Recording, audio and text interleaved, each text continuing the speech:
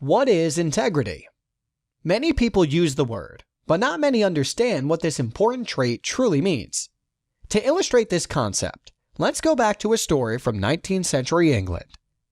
One day, a farmer was walking in his fields and saw a party of huntsmen riding through his land. He became worried that they would ride through the area and cause a great deal of harm to the crops growing in his field. He called one of his servant boys and instructed him to close the gate to the field and keep a steady watch, and that under no circumstances should he allow the huntsmen to go inside. The boy did as he was told. Soon, one of the huntsmen arrived and requested access to the field so that he could take a shortcut to the forest beyond. However, the boy refused, saying, "No, sir. My master told me to keep it shut." The huntsman continued to try and persuade him to open the door, but the boy refused. Soon, even more huntsmen appeared. As a group, they pressured the boy to let them through. They told him in no uncertain terms that he must open the gate. However, the boy was resolute and told them again, "My master told me to keep it shut." At that moment, a noble-looking rider came galloping up to the gate. He called on the boy to open the gate and let them through. He told him that this was nonsense and the boy must open, but the boy refused. One of the huntsmen asked the boy, "Do you know who you are talking to?" "It is the Duke of Wellington." To this, the boy responded, "I still cannot help it, sir.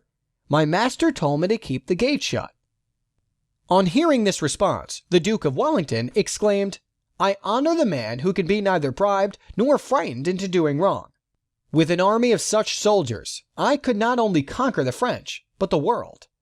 It was said that the Duke never forgot the boy's resolute adherence to his master's instruction, and later paid for the lad to be educated in one of the land's finest universities.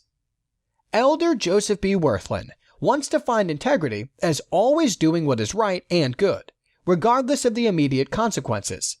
It means being righteous from the very depth of our soul, not only in our actions, but more importantly, in our thoughts and in our hearts. Personal integrity implies such trustworthiness and incorruptibility that we are incapable of being false to a trust or covenant. Integrity is consistency. C.S. Lewis described it as doing what is right even when no one else is watching. Integrity is derived from the Latin word integer, which is a whole number that does not contain fractions or decimals. Hence, integrity is the state of quality of being complete, undivided, and unbroken. But why are integers so important? As an example, if a group of individuals were asked to find 4 apples, they would have little trouble doing so. However, if they were asked to find 1.718 apples, each individual would likely return different results than the others. This example helps us to see that integrity is complete in action and helps us to be both truthful and accurate. One who acts with integrity is not fractured or fragmented in their character. One cannot have fractional integrity. Partial honesty or partial obedience to one's moral convictions is in fact the antithesis of integrity. Elder Douglas L. Collister spoke on this concept when he stated, "It is my experience that people most often find themselves in trouble when they possess a dual morality. Such a person may appear to act one way, but then reverse his set of ethics when the moment is convenient or temptation is present. Such duplicity only leads to sorrow and misery. At all times, be sure that there is only one of you. Otherwise, you will find in your personal life that a house divided against itself is destined to fall."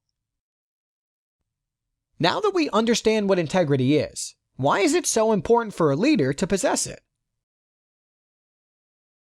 I believe in principled leadership. I think that leaders ought to have principles, and not just any principles, but good principles. And I believe that there is actually right and wrong. And I think that integrity definitely falls on the side of things that are right.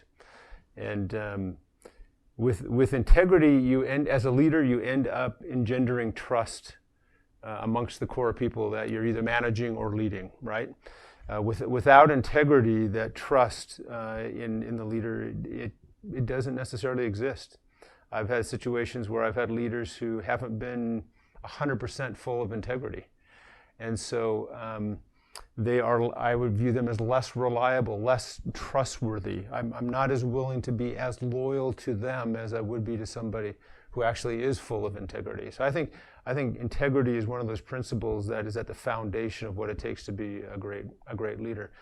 Somebody who is not a leader who's not full of integrity, I think really has self-interest at the heart of him or her. In other words, I think when it comes crunch time, I'm not convinced that leader will look out for the best interest of the group or the organization that he or she is leading.